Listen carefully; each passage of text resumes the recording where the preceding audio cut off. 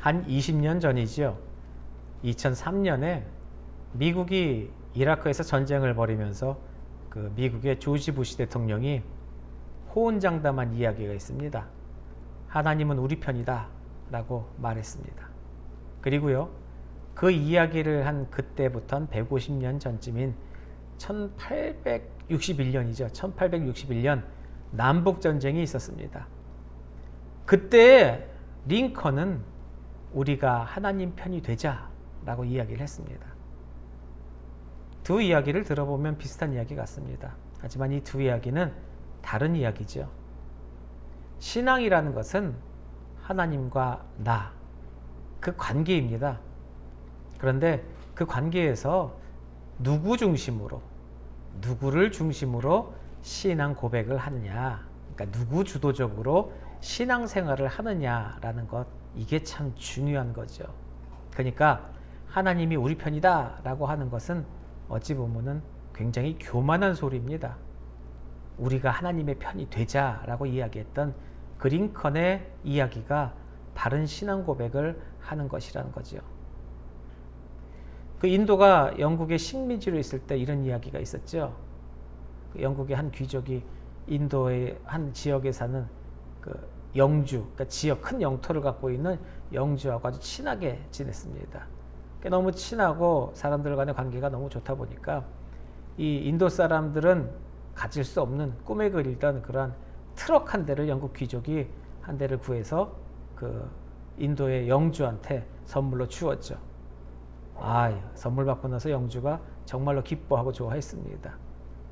얼마 시간이 지나고 나서 영국 귀족이 이제 영주에게 다시 방문을 했는데, 아니 그 집에 딱 갔더니 소 여러 마리가 선물로 줬던 트럭 앞을 묶어서 소가 끌고 다니는 거죠. 그래서 영국 귀족이 그걸 보고 나서 깜짝 놀라면서 이 트럭의 사용법은 그렇게 하는 게 아니야 그러면서 손수 트럭에다 기름도 넣고 시동을 걸고 시운전을 해줬습니다. 그리고 소도 그 몇 마리 트럭에 태우고, 그리고 나서 소를 그 트럭 뒤에다가 다시 여러 마리를 줄로 묶어서 이렇게 트럭이 소를 몰고 다닌 것이죠. 끌고 다녔습니다. 이 이야기가 뭐냐면 성령의 역사가 이것과 같다라는 거죠. 우리가 상식적으로 생각해서 압니다. 소와 트럭의 이야기. 트럭을 세워놓고 앞에서 소를 묶어서 트럭 끌고 다녀서 해야 되겠습니까? 트럭 뒤에 소를 메어서 트럭이 소를 이끌고 다녀야 하는 것이죠. 행여나 우리의 신앙생활 속에서 내가 성령을 끌고 다닌다고 우리는 생각하면 안 됩니다. 절대로 그런 착각을 하면 안 된다는 것이죠. 사람이 성령을 사용하는 것이 아닙니다. 성령께서 신앙인을 공용하신다. 성령께서 신앙인을 이끌어 가시는 거죠. 그러니까 내 신앙생활이 누구 주도적인 신앙생활입니까? 하나님 중심적인 신앙생활입니까? 성령께 맡겨서 성령이 주도적으로 이끌어가는 신앙생활입니까?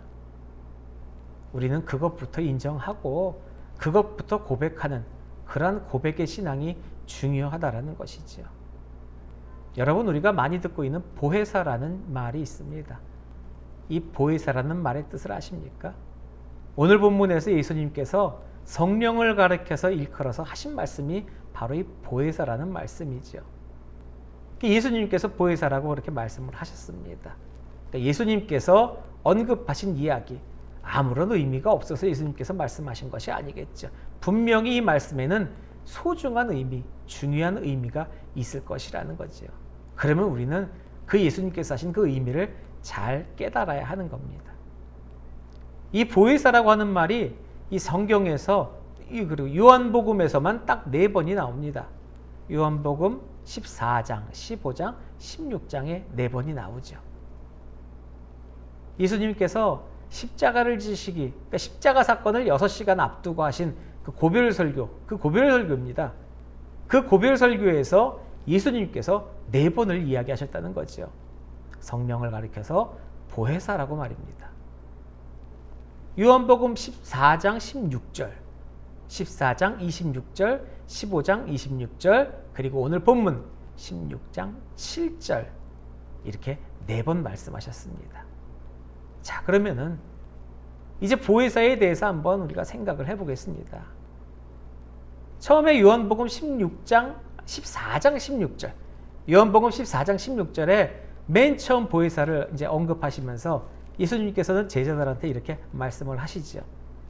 내가 아버지께 구하겠으니 그가 또 다른 보혜사를 너희에게 주사 영원토록 너희와 함께 있게 하겠다라고 말씀하셨습니다. 여기서 또 다른 보혜사라고 하셨습니다. 이것이 무슨 뜻일까요? 그러니까 원 보혜사가 계시다는 것이지요. 성령은 또 다른 보혜사라는 것입니다. 그 원 보혜사가 바로 예수님이란 말입니다. 그래서 예수님이 원 보혜사가 되시고 또 다른 보혜사가 성령이 되신다는 것입니다. 그러니까 이 말은 결국 주체는 다릅니다. 예수님이냐 성령이냐 주체는 분명히 다른데 하시는 일, 사역, 이 사역은 같다는 것이죠. 그러면 어떤 사역을 하십니까? 그 사역이 바로 보혜사라는 것입니다. 예수님이나 성령이나 하시는 사역은 보혜사라는 것입니다. 이처럼 하시는 일에 대해서 표현을 하면서 그 보혜사라는 표현을 하고 있는 것이죠. 자, 그러면은 이 보혜사라고 하는 것이 무슨 말인지에 대해서 다시 한번 우리가 생각해 보겠습니다. 보혜사라고 하는 말은 결론부터 이야기하면은 이 보혜사라는 단어는 중국어 성경에서 차용한 것이죠. 중국어 성경에는 보혜사라고 되어 있습니다. 이것이 근데요, 헬라어 원어로는요, 파라클레토스라고 합니다. 이 파라클레토스는 이 이야기는 파라, 곁에서, 칼레오, 부르다 이런 뜻입니다. 그러니까 이걸 합하면은 파라, 칼레오 붙여서 파라클레토스, 이 곁에서 부르시는 이, 그래서 파라클레토스라고 하는 것입니다. 곁에서 부르시는 이지요. 근데 이 요한복음에만 있는 것이 아닙니다. 이 파라클레토스는 요한 1서에도 있고 요한 1서에도 쓰고 있습니다. 그런데 이 파라클레토스를 성령을 가리켜서 말씀하실 때, 그것도 예수님께서 말씀하실 때 그 4번만큼만 보혜사라고 번역을 했다라는 거죠.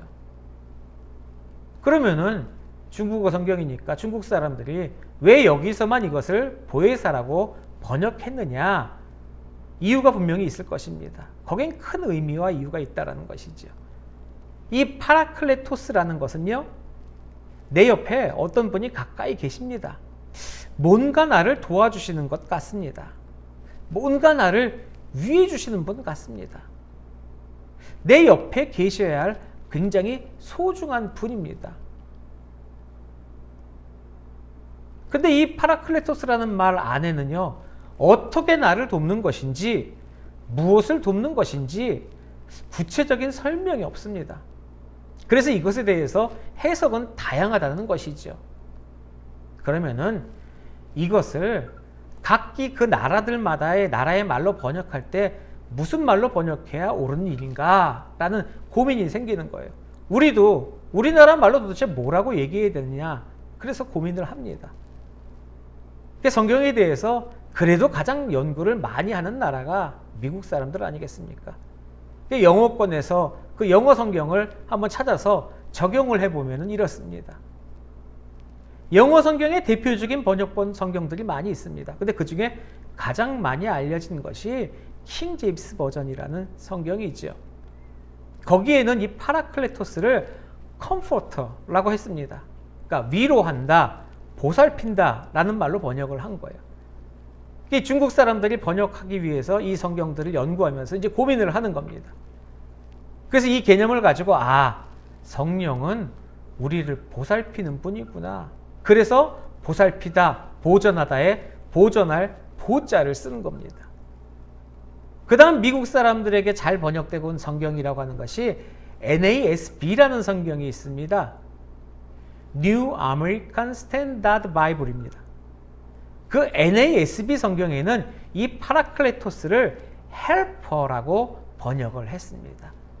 그러니까 돕는 분이라고 번역을 한 것이죠. 그래서 중국 사람들이 이 헬퍼라는 말을 갖고 와서 헬퍼, 돕다, 은혜 해자, 돕는 사람, 은혜를 받다, 해자를 쓰는 거예요. 그리고 또 하나가 미국 사람들이 자랑하는 지금도 우리가 많이 보고 있는 그 훌륭한 성경책이 바로 NIV라는 성경이 있죠. New International Version. 이 NIV 성경에는 이것을 카운셀러라고 번역을 해놓고 있습니다. 성령께서 나의 상담하는 자가 되어주신다라는 이야기죠. 내가 어려운 문제가 있을 때, 곤란한 문제가 있을 때 상담해 주시고 가르쳐 주신다는 이야기입니다. 그래서 상담을 스승사자를 사용을 하는 겁니다. 그러니까 원어의 정확한 해석을 쓰는 것이 아니라 아주 좋은 해석들만 모아서 한마디로 표현을 하는 거죠. 성령이 그렇다고 이야기하는 겁니다. 보, 해, 사. 우리 보살피시고 우리에게 은혜를 베푸시고 우리를 가르쳐 주시고 이것이 성령의 사역이라는 것이죠. 정말로 이 작은 단어 하나를 정말 잘 해석하고 정말로 의미 가득하게 바꿔놓았습니다. 이게 보혜사의 정체입니다. 우리가 궁금해하는 성령의 정체가 바로 이것이라는 것이죠. 자, 그럼 어떻게 해서 이런 성령의 역사가 있게 되는 것이냐? 그걸 오늘 본문 7절에서 예수님께서 시작을 하시는 거예요. 그런데 여기서 충격적인 말씀을 하십니다. 무슨 충격적인 말씀이냐? 지금 이 앞에 모여있는 제자들은요, 예수님 없이 못 삽니다. 너무나도 못난 제자들이어서 예수님께서 챙겨주셔야 먹고 예수님께서 문제가 생기면 해결해 주셔야 되고 모든 것을 예수님이 모든 걸 다 해결해 주시는 그런 중요한 분이라는 거죠. 제자들에게는. 근데 예수님이 떠나가는 것이 유익이다라는 청천벽력과 같은 말씀을 하십니다. 예수님께서 뭐 이런 시적인 표현으로 떠나가신다고 말씀하신 것이지 이 사실 떠나가신다는 것은요, 앞으로 6시간 후에 그 골고다의 십자가, 그러니까 즉 죽는 것을 말씀하고 계시는 겁니다. 예수님께서 이제 우리가 헤어져야 할 시간이다. 그런 노래도 있지 않습니까? 이제는 우리가 헤어져야 할 시간. 그렇게 말씀을 하시는데요.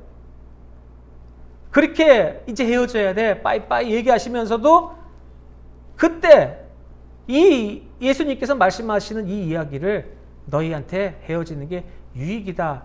이 이야기를 어느 제자가 받아들이겠습니까? 지금 걱정과 근심이 하나 가득인데 내가 떠나가는 것이 너희에게 유익이라. 이런 식으로 쉽게 이야기하고 숭 하고 떠나버릴 수는 없는 거죠. 그런데요, 이 이야기는 정말 예수님만이 할 수 있는 이야기입니다. 내가 떠나가는 게 유익이다. 아니, 제자들에게는요, 충격이죠. 이런 충격 없습니다. 근데요, 정말 냉정하게 한번 생각해 봐야 합니다. 보세요. 지금 이 시간 다음에는요, 십자가가 기다리고 있는 것입니다.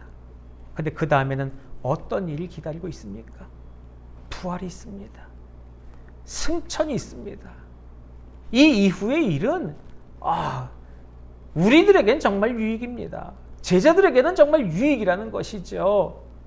그런데 유익이라고 하더라도 한 가지 더 생각을 해보겠습니다. 아이, 주님, 아무리 유익이라고 하더라도 주님께서는 저희한테 그렇게 얘기하시면 안 됩니다. 왜요? 요한복음 14장 18절에 주님께서 하신 말씀이 있지 않습니까? 주님께서 우리한테 말씀하셨어요. 주님, 우리가 아무리 좋은 곳을 주님이 저에게 주신다고 하더라도요, 아무리 우리한테 유익이 된다고 하더라도 요한복음 14장 18절에 너희들을 고아와 같이 내버려 두지 않는다라고 그렇게 말씀하셨잖아요. 그런데 떠나가시면 어떻게 합니까? 그것뿐이 아닙니다. 그 다음에 보세요. 제자들뿐만이 아니라 모든 믿는 사람들에게 말씀하셨지 않습니까? 마태복음의 마지막 말씀 승천하시면서 마태복음 28장 20절의 말씀, 세상 끝날까지 너희와 항상 함께 있으리라. 그런데 떠나가시면 어떻게 합니까? 예수님, 고아와 같이 버려두지 마세요. 세상 끝날까지 언제나 함께 해주세요. 이렇게 이렇게 몰맨 소리를 하고 있을 때 예수님께서는 그렇게 말씀하시는 거예요. 육으로는 그렇게 못한다. 영으로 하겠다 그겁니다. 예수님께서 말씀하신 그 말씀을 이루시겠다는 것이지요. 이제는 육신의 예수가 아니라 예수의 영으로 하시겠다는 겁니다. 그렇게 해서 한 사람도 빠짐없이 모든 믿는 사람들의 마음속에 영으로 세상 끝날까지 함께 하시겠다는 겁니다. 이게 성령의 정체입니다. 이것이 보혜사입니다. 그렇게 모든 믿는 사람들, 여러분들의 마음속에 성령이 계신 겁니다. 어떤 분은 강하게 느끼시지요. 그런 걸 성령 충만이라고 이야기를 합니다. 어떤 분은 약하게 그렇게 갔습니다. 뭐 마음속에 회의도 가질 수 있고요. 근데 그렇다고 안 계신 것이 아닙니다. 본인이 잘 못 느끼는 겁니다. 이렇게 믿는 사람들의 마음속에 영으로 고아와 같이 너희를 내버려 두지 않으시려고, 그것이 성령의 역사입니다. 그리고 그 성령이 하시는 일이 예수님이 하시는 일과 똑같은 보혜사라는 것입니다. 참 정말 초대교회가 성령이 충만합니다. 성령 충만합니다. 그리고 이 성령에 대해서 참 잘 이해를 했습니다.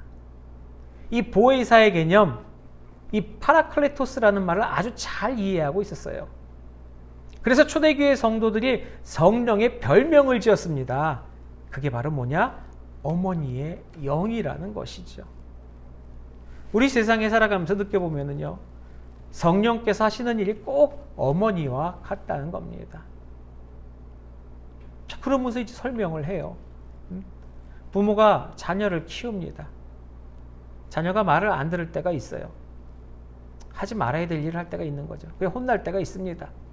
그럴 때가 되면은 아버지가 데려다가 혼쭐을 냅니다. 그런데 그 혼쭐 내는 것 절대 그것으로 끝이 아니라는 것이죠.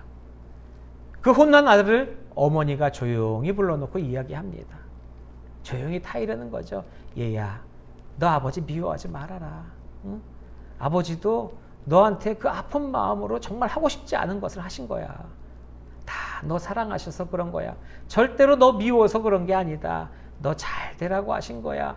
너는 그 아버지의 마음을 알아야 돼. 이게 성령이라는 겁니다. 성령이 꼭 그와 같다는 것이지요. 이스라엘에서 내려오는 이야기, 그러니까 전설과 같은 이야기 중에 그런 이야기가 있습니다. 어떤 무더운 여름에 아버지하고 아들이 길을 가고 있었어요. 정말 더운 날씨라서 아들이 너무 지친 거예요. 아버지가 아들이 지쳐서 제대로 걷지도 못하니까 아들을 업고 걸어갑니다.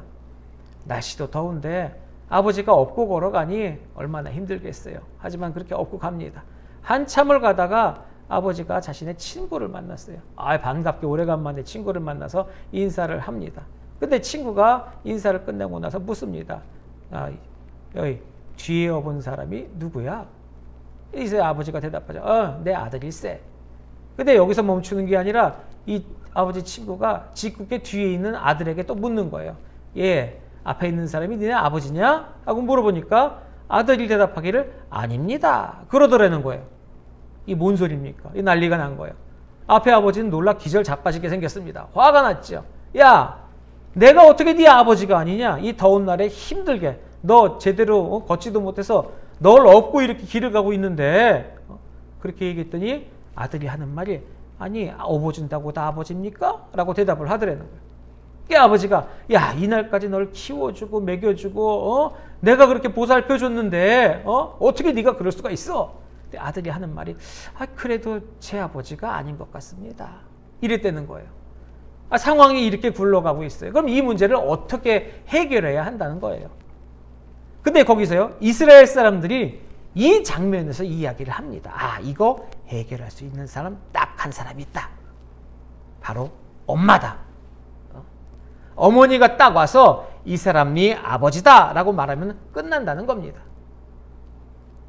그게 성령이다라는 것이지요.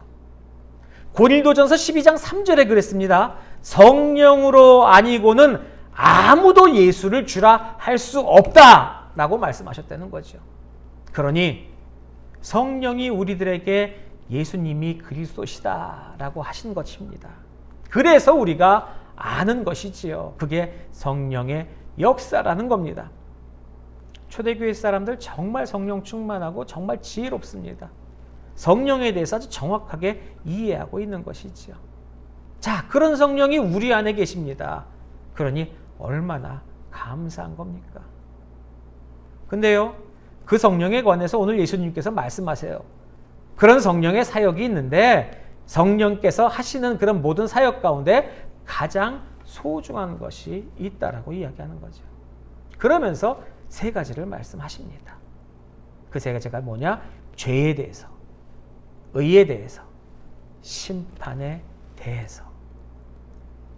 성령 아니면은 여기에 대해서 바른 깨달음이 있을 수 없다라는 말입니다. 먼저 말씀하시는데요, 표현이 좀 묘합니다. 8절 말씀에서 하시는 말씀이 성령께서 세상을 책망하신다라고 이야기하고 있어요. 세상을 책망하시고 믿음 약한 우리들을 책망하시는 겁니다. 그런데 이 책망이라고 번역한 이 단어가 조금 그렇습니다. 이 책망이라는 말이요, 엘렌코라고 하는 말입니다. 그런데 책망이라는 단어를 쓰면 책망이 어떤 뜻입니까? 잘못했다고 꾸짖는 그런 말 아닙니까? 잘못해서 홍군형 내는 것이 책망입니다. 그런 개념인데 이 엘렌코라고 하는 말은 그런 말이 아닙니다. 엘렌코라는 말은 뭐냐? 잘못한 것을 깨우쳐서 돌이키게 하는 것입니다. 그러니까 단어적인 선택으로는 책망보다는 충고라고 우리가 받아들이는 것이 맞지 않은가 싶습니다. 그러니까 바로 잡아주기 위해서 하는 꾸지람, 그것입니까? 그렇게 해서 깨우치게 해서 아, 이거였었구나, 그렇게 확인하고 확실하게 만드는 그런 역사를 성령께서 하신다는 거죠. 그러니까 이 세상 살아가는 데 있어서, 그러니까 인생을 살아가는 데 있어서 구원에 있어서 가장 소중한 것, 바로 죄입니다. 의입니다. 심판입니다. 근데 이게 성령 아니고는 깨달을 수 없다라는 거죠. 성령이 알게 하셔야 거기에 대해서 정확하고 바른 깨달음이 있을 수 있다라는 겁니다. 그러면서 죄에 대해서 가르쳐 주시는 거죠. 여러분, 지금 이 시대, 이 세상을 한번 보세요. 저기 세상에 있는 저 사람들한테 죄라는 것을 한번 물어보세요. 죄에 대해서 이야기하면요, 정확하게 아는 사람도 없고요, 모르는 사람도 없고, 이게 전부 다 모두가 다 헷갈리게 살아가고 있어요. 자신이 어떤 죄를 지어도 절대로 그것을 죄로 여기질 않습니다.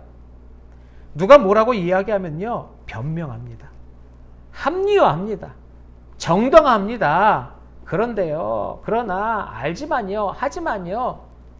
그러니까 결론은 뭐냐? 나는 죄인 아니라는 겁니다. 그러니 그런 사람들에게 어떻게 죄를 가르칠 수 있겠습니까? 그런 것이 바로 세상이라는 거죠. 말세라고 하는 개념이 무엇입니까? 말세. 예수 그리스도께서 승천하시고 나서, 그리고 나서의 교회 시대, 그러니까 예수님께서 다시 오실 그때까지 모든 시대가 말세인데, 예를 들어서 지금까지 약 2000년 시간이면은 그때 매 시점마다 똑같은 생각들을 갖고 있었다는 거예요. 시간마다 무슨 생각이면, 야, 이렇게 악한 것은 인류 역사상 처음이다.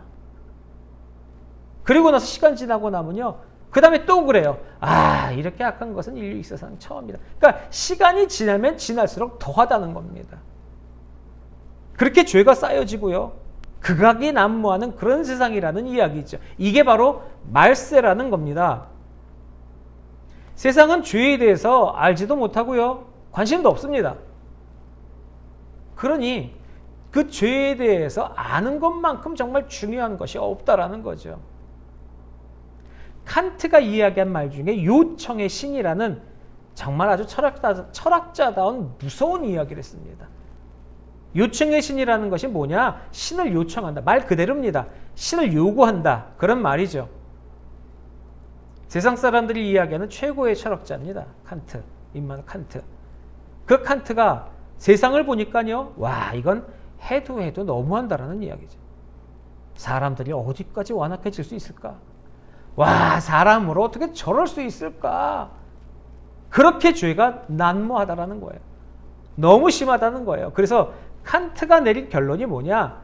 나는 지금 천국, 지옥 이야기하는 것이 아니다.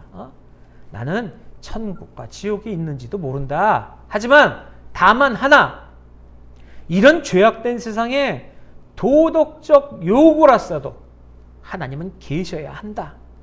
이렇게 이야기하는 것이 요청의 신입니다.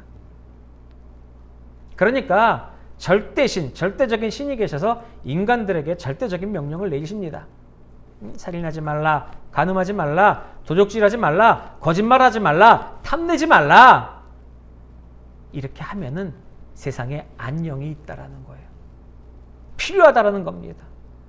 도덕적 요구라도 하나님은 계셔야 한다. 이게 요청의 신이라고 하는 거죠. 칸트가요, 지금 이 사람은요, 죄를 본 것입니다. 하지만 이 사람이 본 것은 철학적인 한계 내에서 본 것이에요. 우리는 영적으로 아는 겁니다. 자, 칸트가 얘기했던 그 계명들이 10계명 안에 있는 것들이에요. 그 이야기한 것은 사람에 대한 계명입니다. 그것을 범법했을 때 우리는 그것을 이름해서 도덕적 죄라고 이야기를 하지요. 성령께서는 우리에게 죄에 대해서 가르쳐 줍니다. 도덕적 죄는 하나님이 이야기하시는 모든 죄 가운데 일부분이니라.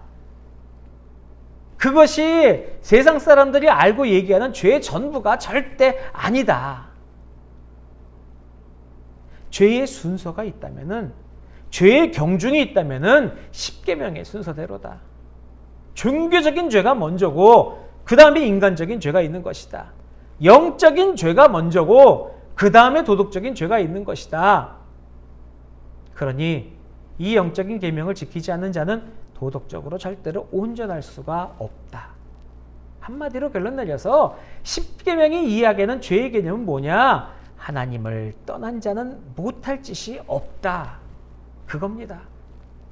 그게 죄입니다. 그래서 9절에 죄에 대하여라 하면 그들이 나를 안 믿는 것이다 라고 말씀하셨습니다. 뭡니까? 불신앙입니다. 신앙 버리고 나면 못할 짓이 없다는 거예요. 죄에 대해서 아는 척하면서 도덕적인 죄 가지고 저 사람이 무슨 죄고 그런 이야기 하는 것이 아닙니다. 하나님 떠나면 무슨 짓이든지 다 한다는 거예요.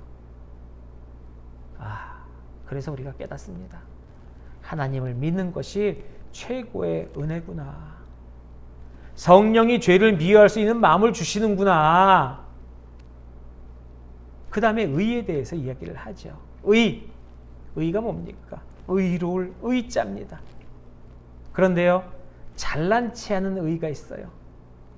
이 의, 사람에게는 통할지 몰라도요, 하나님께서는 불의로 인정하신다. 그러니까 의 아니라는 겁니다. 사람들이 이야기하는 의가 두 가지가 있습니다.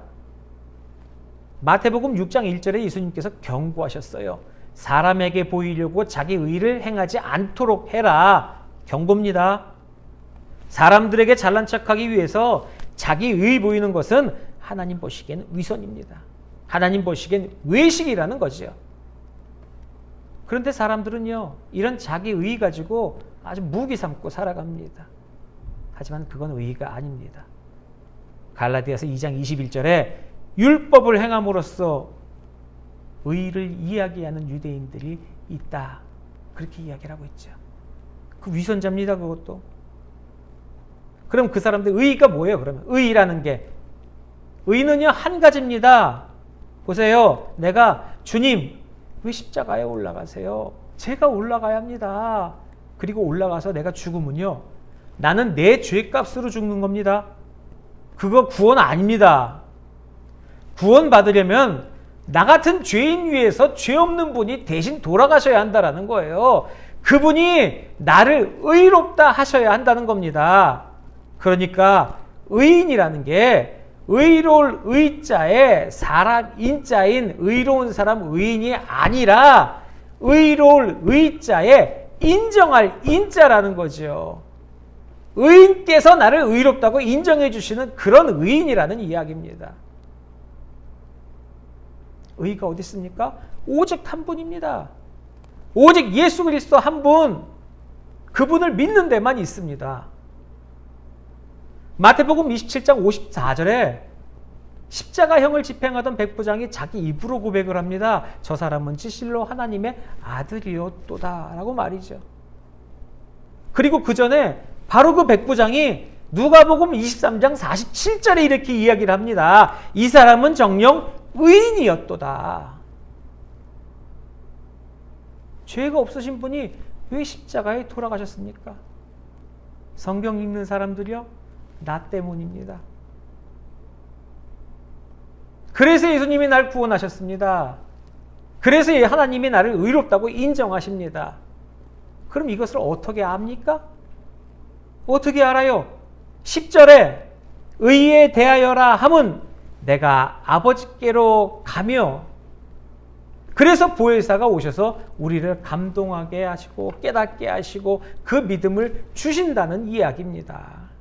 그것만이 의입니다. 오직 예수. 세 번째가 심판입니다. 심판이 있다는 것을 꼭 알아야 합니다. 이 세상의 임금은 십자가로 이미 심판받았습니다. 그러나 완전히 끝날 종말의 시간이 또 기다리고 있어요. 마찬가지로 모든 사람에게는 심판의 시간이 있다는 것을 절대로 잊지 말아야 합니다. 요한복음 5장 29절에 이 세상에는 두 부류의 사람만이 있을 것이다 라고 이야기를 하죠. 모든 사람 결국 그와 같다는 거예요. 이와 같다는 거예요. 어떤 사람은 생명의 부활로 영생이죠. 어떤 사람은 심판의 부활로 영원한 벌입니다. 영벌입니다. 다시 이야기하면요, 마지막 시간에 누구는 천국이고 누구는 지옥이다, 그 이야기를 하고 있는 거죠. 그래서 세상에서 제일 잘하는 설교가 예수 천당 불신 지옥 이겁니다. 겁주려고 하는 게 아니라요, 이 사실을 알게 되면, 이 사실을 확신하게 되면은 그 사람 정말 똑바로 산다라는 거예요. 그 시간이 있는다는 것을 확신하고, 그 시간이 있다는 것을 내 마음속에 확실히 인지하고 있다면은 지금 이 시간을 은혜롭고 정말 지혜롭게 살 수 있다라는 이야기입니다. 마지막 날에요. 그 끝날이라는 마지막, 언젠가는 그 심판이 있습니다. 우리는 그걸 알아야 됩니다. 죄에 대해서 알고 구원받는 의에 대해서 압니다. 우리는 이 세상은 다 심판으로 끝날 것입니다. 이것이 바로 최고의 지혜라는 것이지요. 그러니 여기서 가장 소중한 것, 가장 중요한 게 무엇입니까? 구원받아야 하는 겁니다. 그럼 어떻게 구원받느냐? 오직 예수다. 얼마나 큰 은혜입니까? 나 같은 죄인이요, 나 같은 죄인을 정말로 그 은혜 받았습니다. 이 사실을 성령께서 우리들이 깨닫게 하신다는 것입니다. 그런데 이 성령이 13절로 15절의 말씀에 보면 그 이야기가 있습니다. 성령이 예수님의 것을 가지고 하나님의 말씀만 가지고, 그러니까 예수님의 것, 하나님의 말씀, 성령께서 그것만 가지고 역사를 하신다고 하는 거죠. 그가 내 영광을 나타내리니 내 것을 가지고 너희에게 알리시겠음이라. 무릇 아버지께 있는 것은 다 내 것이라. 그러므로 내가 말하기를 그가 내 것을 가지고 너희에게 알리시리라 하였노라. 그러니까 더 직선적으로 이야기하는 것이 본문 13절로부터 15절까지 이야기가 앞에 요한복음 14장 26절에 나와 있습니다. 예수님 말씀하신 모든 말씀을 기억나고 생각나게 하신다, 그 이야기 했어요. 그러니까 우리가 어느 때 어떤 성경 말씀이 떠오르고 어떤 때는 어떤 성경 말씀으로 대답해야 하고, 이것이 다 모두가 성령의 역사라는 겁니다. 하지만 조건이 있습니다. 얼마만큼 읽어뒀냐 그거죠. 얼마만큼 말씀을 들어뒀냐 그겁니다. 도와주고 싶어도 읽은 게 있어야지 성령이 도와주지 않습니까? 또 읽은 게 없는데 어떻게 도와줘요? 우리가 말씀 많이 읽어두면요, 성령이 자유하신 겁니다. 우리 말씀 들어야 합니다.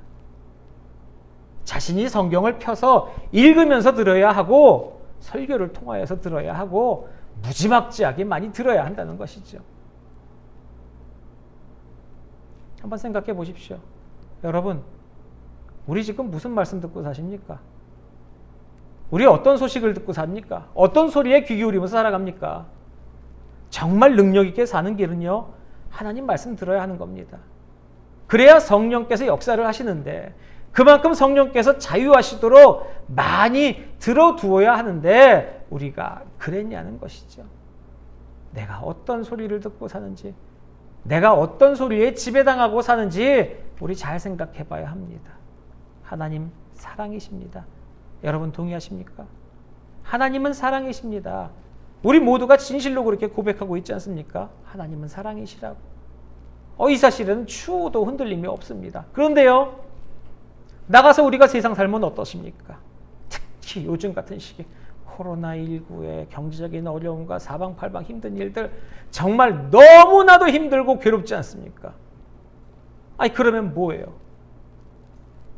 이 살아가는 게 힘들게 괴로운 것이 진실입니까? 하나님이 사랑이신 것이 진실입니까? 우리들의 삶에 모순된 이야기가 아닙니까? 그럼 이 모순된 이야기를 뭘로 해결하겠습니까? 바로 보혜사라는 것이죠. 세상 사람들과 같이 똑같이 어려운 삶 삽니다. 그런데요, 우리에게는 성령이 있습니다. 여기에도 하나님의 깊으신 뜻이 있다고, 여기에도 하나님의 깊은 섭리가 있다고, 여기에도 하나님의 크신 은혜가 있다고, 지지 않는다고. 그것이 성령입니다. 맡기십시오. 말씀 많이 읽으시고 내 인생을 그 성령님께 내던져 놓는 겁니다. 그러면 성령님께서 내가 읽어놓은 그 말씀 가운데서 살아있는 그 생명의 하나님의 말씀으로 시간 나를 인도하신다는 이야기지요. 그걸 체험하고 확신하면서 정말 성령 충만한 사람이 되어야 합니다.